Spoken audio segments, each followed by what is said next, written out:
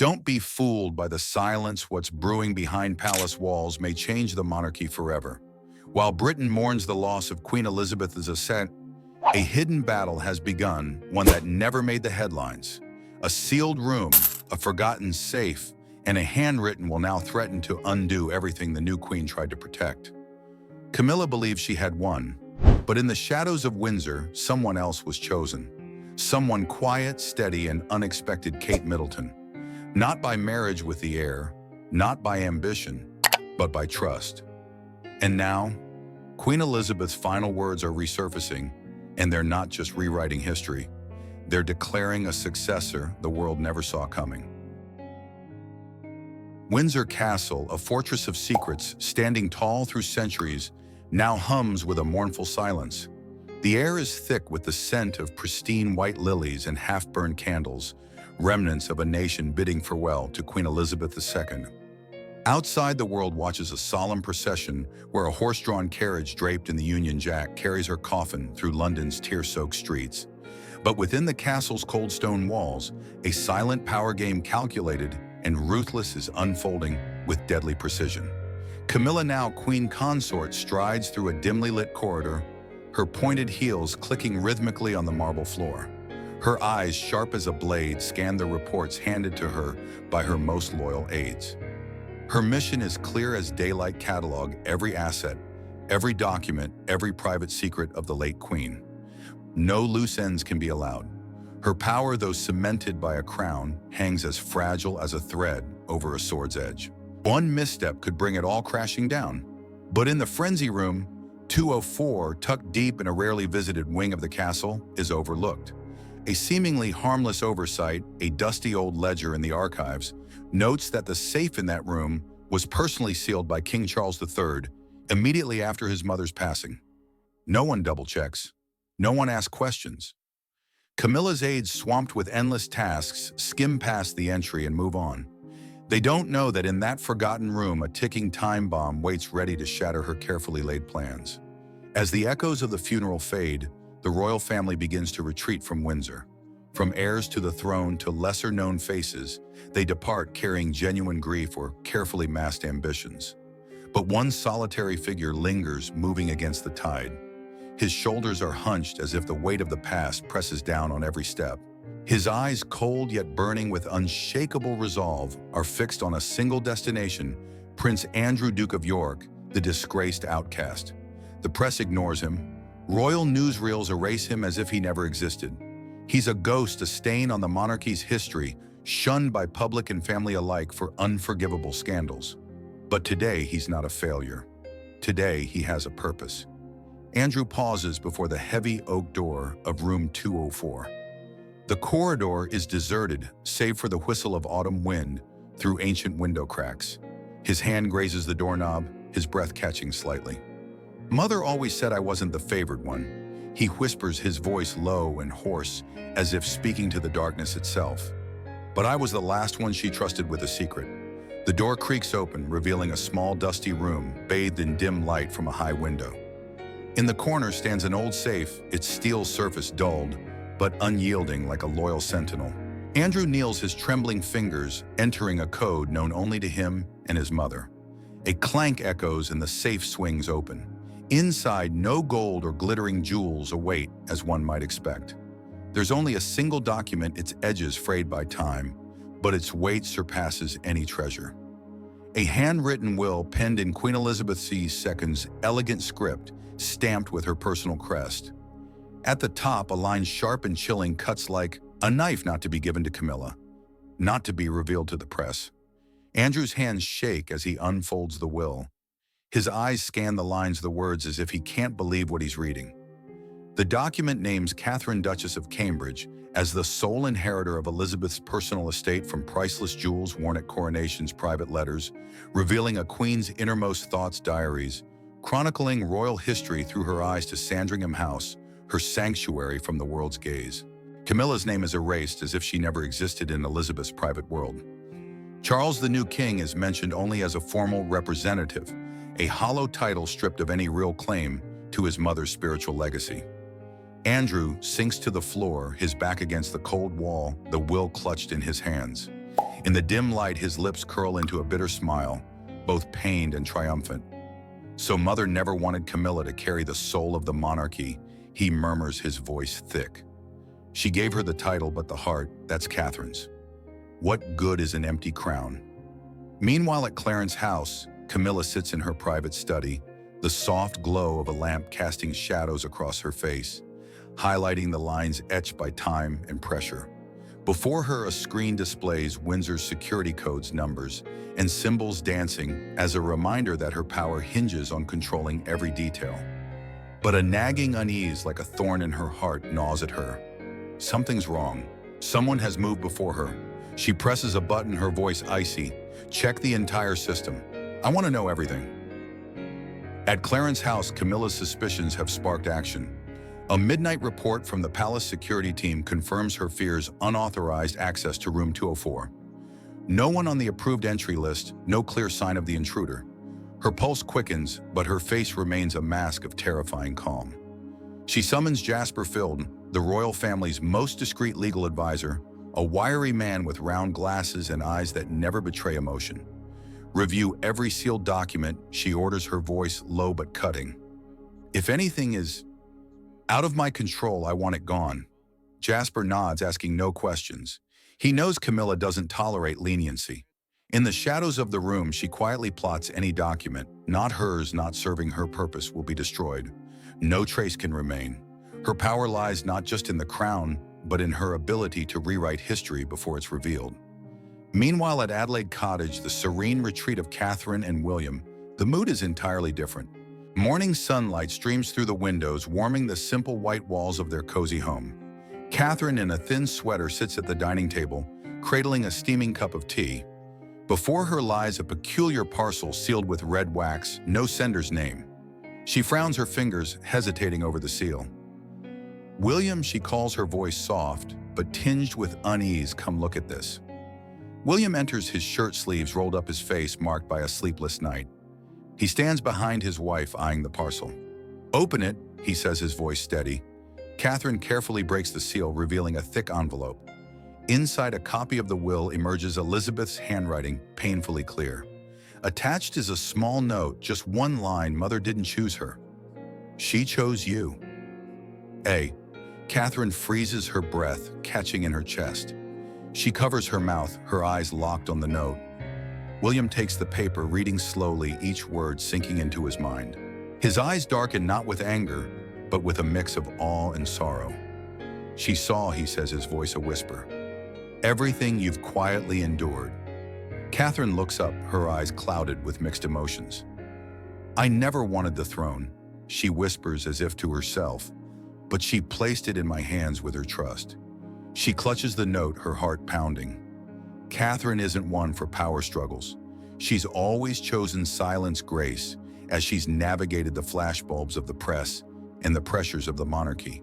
But in that moment, she feels the weight of a legacy, not just jewels or Sandringham, but the duty to protect the monarchy's soul, entrusted to her by Elizabeth. She looks at William, and for the first time, she sees in his eyes an unspoken resolve they won't back down. In that small room, bathed in gentle sunlight and birdsong from the garden, an invisible battle begins. Catherine, who never sought power, now carries a queen's will and the fate of a dynasty. Night cloaks Clarence house, the faint glow of crystal chandeliers, casting light on walls adorned with intricate wallpaper. In a secluded meeting room, the air is heavy like the calm before a storm. Camilla, England's new queen consort, sits at the head of the table, her hands clasped tightly, her glossy red nails digging into her skin as she reins in the rage boiling within. Before her are her two closest advisors, Jasper Field, the stoic royal lawyer, and Eleanor Crane, a sharp-witted media strategist who transformed Camilla's image from the other woman to queen. But now both keep their heads bowed, avoiding her blazing eyes. Camilla speaks, her voice low, but razor-sharp, slicing through the silence. I want to know who touched what doesn't belong to them. Jasper, his round glasses slipping down his nose, clears his throat, his voice dry as old paper. Your Majesty, we've confirmed. A copy of the will has been leaked. We don't yet know the source, but access logs from room 204 show someone entered without authorization. His words are like fuel on a fire. Camilla stands abruptly, her carved wooden chair scraping back. She strides to a large mirror on the wall, her hands gripping the edge of a vanity. For a moment, her reflection reveals not a queen, but a woman deeply wounded, betrayed by the family she spent a lifetime trying to join. Then, as if her anger shatters all restraint, she slams her hand down, shattering the mirror shards cascading to the floor. Not stopping, she grabs a crystal glass from the table and hurls it against the marble floor, the crash echoing like a declaration of war. She turns to Charles, who stands silently in the corner, his eyes vacant like a statue. "You knew about this from the start," Camilla shouts, her voice breaking with fury and pain. "You knew she never forgave me. You knew your mother always saw me as an outsider, a stain unworthy of the crown." Charles doesn't reply. He stands shoulders, slightly hunched, hands in his suit pockets, hiding his helplessness. He's used to Camilla's emotional storms, her outbursts in moments of pressure. But this time, even he senses something different. There's a note in her voice, not just anger, but fear. Fear that everything she's fought for, title, power, recognition, is slipping through her fingers like sand. Camilla steps closer, so close Charles can feel her ragged breath. She locks eyes with her husband, her voice now icy, each word a cut. "She gets the legacy, and me erased from the bloodline. This isn't a will, Charles. It's a declaration of war, from your mother's grave." Charles closes his eyes briefly but says nothing. His silence only fuels Camilla's rage. She turns back to the table, barking at Jasper and Eleanor. "Find the original. If it still exists, destroy it immediately, and prepare a new will typed to standard. State clearly that I inherit all of Elizabeth's personal assets. If we're forced to go public, the world will only see our version." Jasper nods, scribbling notes. Eleanor, her eyes sharp, adds, "We also need to control the narrative. If rumors about the will spread, I suggest planting a story that Catherine is trying to seize assets not rightfully hers. The public won't easily side with her if we shape the story first." Camilla nods, but her gaze remains fixed on the crown on the table, glinting under the light. It's beautiful, but its glow now seems to mock her, reminding her that the title of Queen Consort doesn't mean absolute power. As Jasper and Eleanor leave, Camilla sits alone in the quiet. She touches the crown, her fingers tracing its pearls and diamonds. "Elizabeth," she whispers, her voice trembling, but defiant, "you think you've beaten me? You're wrong. I won't let anyone take what's mine." But deep down, Camilla knows the truth matters less than who controls the story, and she'll do anything to ensure that story is hers. In an ancient library in Berkshire, the heir carries the weight of history, with towering oak bookshelves and the scent of old paper mingling with wood smoke from a fireplace. The windows are half shut, letting autumn winds slip through stirring silver-gray curtains. Dim light falls on a worn wooden table, where a single document rests, the second original of the will, its red wax seal of Queen Elizabeth II, intact, a testament to the power of her legacy. William enters alone, his face stern, but his eyes burning with unyielding resolve. Dressed in a dark coat, his hair slightly tousled by the wind, he carries the steady presence of a future king accustomed to pressure. Catherine follows her steps, light but firm. In a simple wool dress, her hair tied low, her eyes are sharp as if she sees through the unfolding drama. For the first time in years, three figures, William, Catherine, and Prince Andrew, sit together in a room without Charles or Camilla. Andrew sits across his frame, gaunt hands clasped tightly on the table. His face is haggard, the lines deeper from years of exile. But in his eyes there's a strange glint, not the bitterness of a defeated man, but the resolve of one holding the final card. "I don't need a throne." Andrew begins, his voice raspy, each word measured. "But if Catherine is truly the one mother chose, why not let her see it clearly? Being queen doesn't mean inheriting loyalty." William crosses his arms, his gaze locked on Andrew. "I don't bargain with the dying wishes of the dead," he replies, his voice firm, unwavering. The room grows tense, like a string stretched to its limit. Between William and Camilla lies an invisible wall, built from wounds that never healed. Camilla once tried to play the role of a mother after Diana's death, appearing at private events with practiced smiles and rehearsed comfort. But William never forgot that she was the reason his mother lived in pain, hounded by the press, and died in a cold Paris tunnel. Years later, when he learned Camilla banned Diana's name from her events, William quietly severed all personal ties. He didn't rage or create drama. He despised her with a cold, cutting silence sharper than any public criticism. Catherine to Camilla is a different story. Camilla always saw her as a lucky upstart, a commoner, who stumbled into royalty through beauty and tact. At a private 2015 dinner, loosened by wine, Camilla told confidants, "That girl knows how to pose. But posing doesn't make a queen." The remark, though half-joking, reached Catherine through palace whispers. Camilla relentlessly tried to outshine her manipulating media with glowing articles about her charity work and carefully staged photos at royal events. But it failed. The public adored Catherine for her poise, her quiet dedication, her lack of need to boast. Camilla envied her a deep, burning envy, not just for her popularity, but for her effortless authenticity, a quality Camilla could never grasp. But the deepest grudge lies between Andrew and Camilla. Andrew wasn't just publicly shunned for the Jeffrey Epstein scandal. Camilla politically executed him within the royal family. In a 2021 closed-door meeting at Buckingham Palace, she stared him down and said, her voice ice cold, "People like you drag the monarchy into the mud. If I were queen, you'd have no medals left." Charles, sitting beside her, didn't defend his brother or intervene. With her advisor's silent backing, Camilla orchestrated the stripping of Andrew's military titles, banned him from wearing uniforms at official events, and erased him from public duties, even his father Prince Philip's funeral. Once a proud naval officer, Andrew became a prisoner in his own family. William lifts the will from the table, his fingers brushing the red wax seal. He looks at Andrew, his voice low but sharp. "Do you want to bring her down for revenge or to ensure Mother is heard properly?" Catherine, speaking for the first time, cuts in, her voice slow but resolute.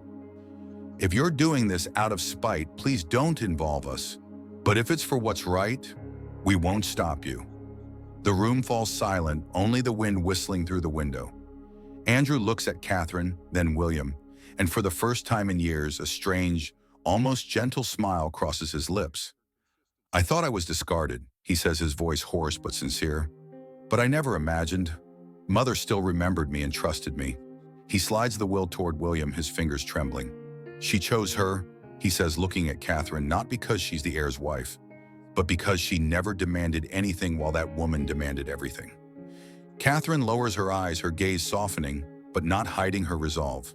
William nods slightly, his hand tightening on the will. No one speaks further, but in that moment, all three enter a battle, each for their own reason.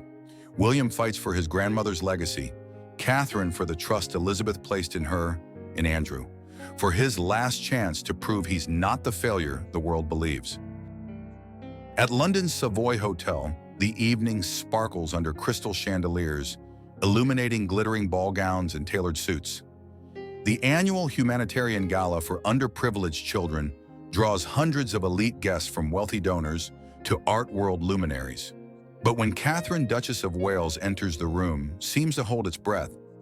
She wears a sapphire silk coat, simple yet elegant, her hair loosely framing a gentle but proud smile. It's not the dress that draws every eye, it's her jewelry. The Queen Mary brooch, a royal heirloom sparkling with exquisite pearls, and Queen Elizabeth II's coronation earrings, icons of historic moments in the monarchy. The press lurking outside erupts. Cameras flash, relentlessly, reporters whispering excitedly. "Why does she have them?" a journalist from The Times mutters, scribbling notes. Camilla requested that brooch for official events. Another from Daily Mail adds, eyes fixed on Catherine. Online forums explode, Catherine's photos spreading like wildfire, with thousands of comments, "The Queen Mary brooch. That's the Queen's symbol. Why is Kate wearing it?" Camilla won't be happy. She wanted that piece as her own emblem. While the public buzzes, Camilla sits in her Clarence House office, the desk lamps glow, highlighting her tense features. A large screen before her displays articles and photos from the Savoy event. Each image of Catherine with the brooch and earrings feels like a dagger to her pride. Camilla slams her hand on the desk, rattling a silver teacup. "Who authorized her to wear them?" she growls, her voice cracking with fury. "Who dared hand those to her without my approval?" Eleanor Crane, her media advisor, stands in the corner, phone in hand, struggling to stay composed. "Your Majesty, we're investigating." But It appears the jewelry was transferred directly under Queen Elizabeth's orders before her passing. Camilla spins around, her eyes blazing. Orders? What orders? I'm the Queen Consort. Everything royal goes through me without waiting for a reply. Camilla demands an inventory of the royal treasures, from Buckingham's diamond vaults to Windsor's smallest keepsakes. She calls Sir Edward Langley, the palace's jewelry curator, a silver-haired man with a cautious demeanor. I want proof, she says, her voice ice cold. Are the Queen Mary brooch and those earrings part of Elizabeth's personal estate? If so, why are they in Catherine's hands? Sir Edward, seasoned in royal pressures, can't hide his unease. I'll check immediately, Your Majesty, he replies, his voice wavering. Hours later, his report arrives, a gut punch to Camilla. Records show the Queen Mary brooch and earrings were personally given to Duchess Catherine by Queen Elizabeth II in 2021, with a handwritten letter confirming they're part of her personal estate. No conditions required approval from anyone else. Camilla still goes.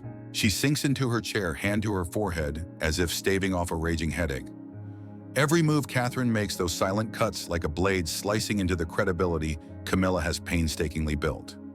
Unwilling to yield, she orders Eleanor to leak a statement through the royal press office. Certain assets of unclear origin are being improperly used at public events.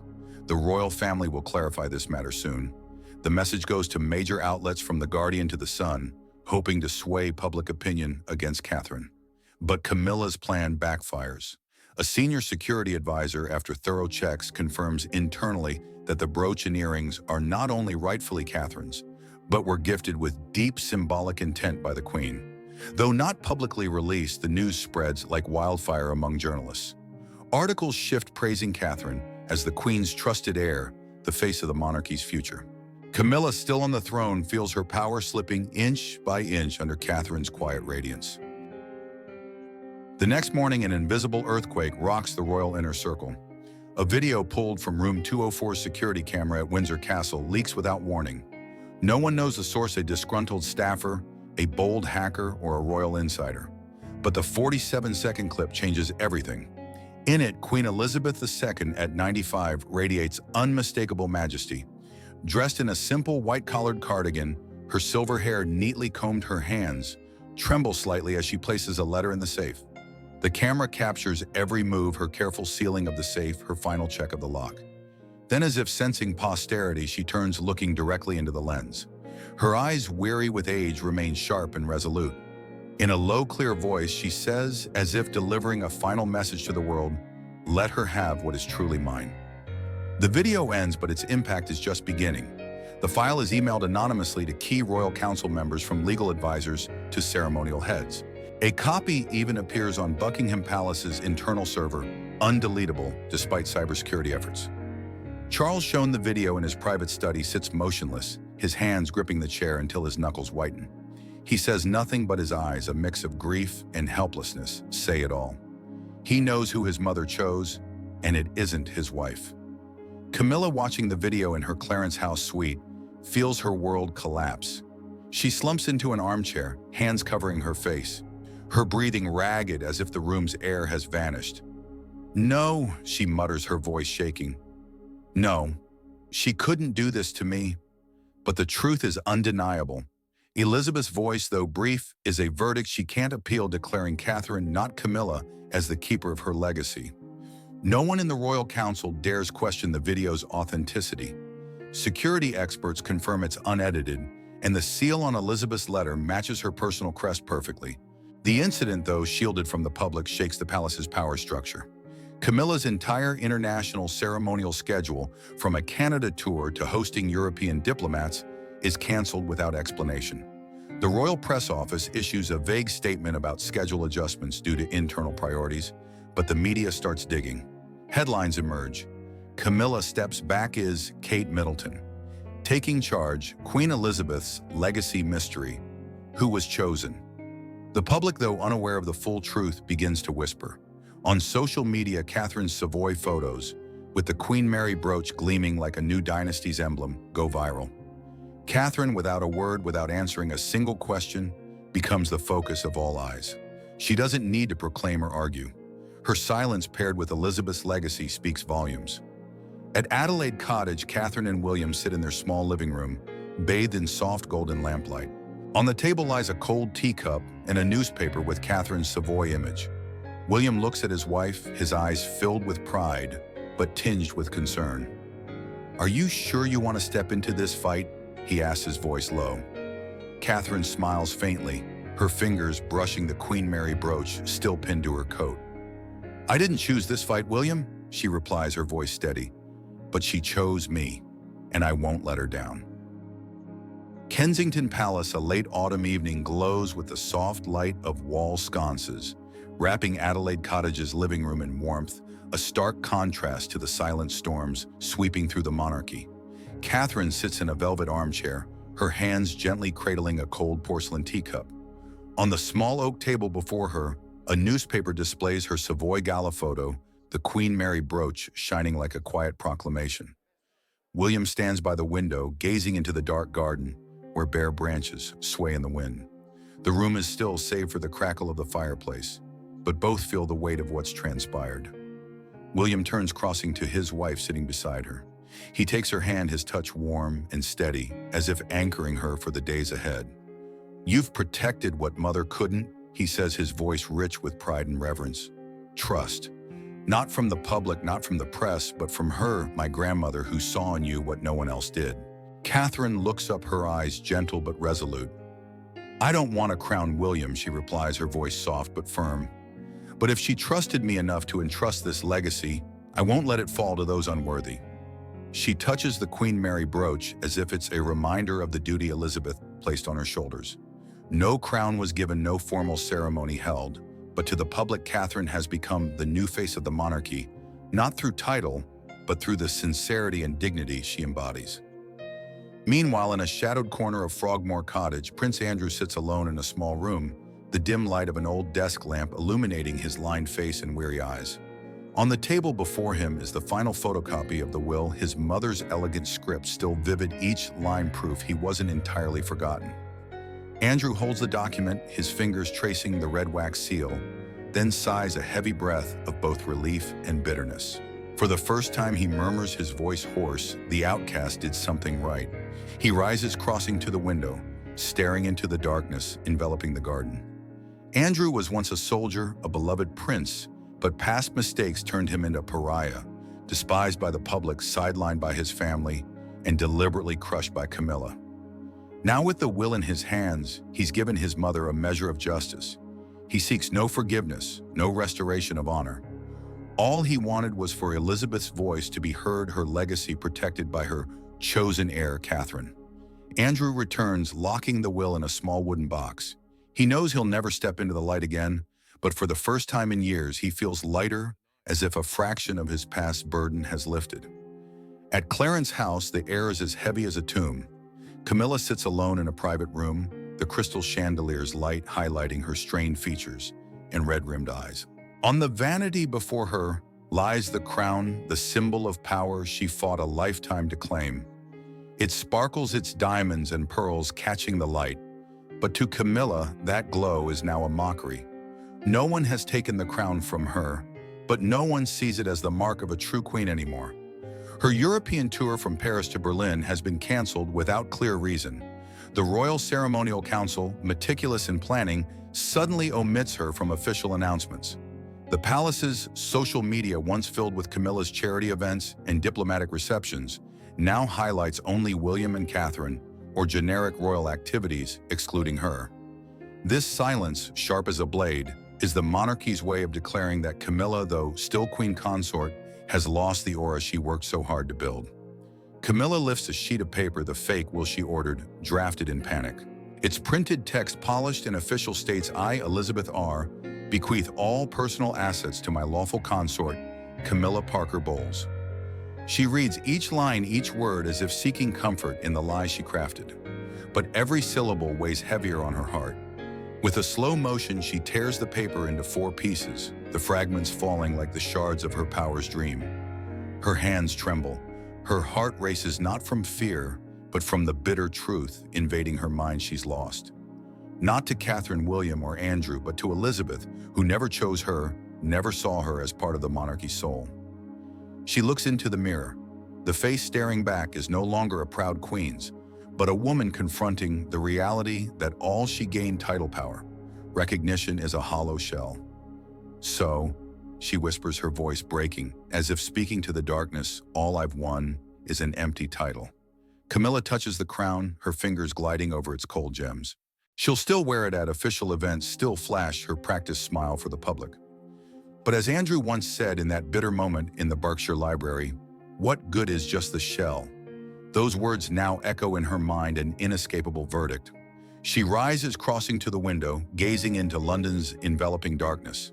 The city lives on, moving forward, but for Camilla, her world has stopped. Elizabeth, though gone, has won, not with strength or power, but with a legacy needing no crown, no ceremony. Catherine, with her silence and dignity, has become the monarchy's soul, while Camilla, crown and all, is left with a title no one truly reveres. The room falls silent, save for the clocks ticking, counting the seconds of a fading reign. Camilla returns to the mirror, closing her eyes, drawing a deep breath, searching for any remaining strength. But deep inside, she knows the battle is over, and she isn't the victor.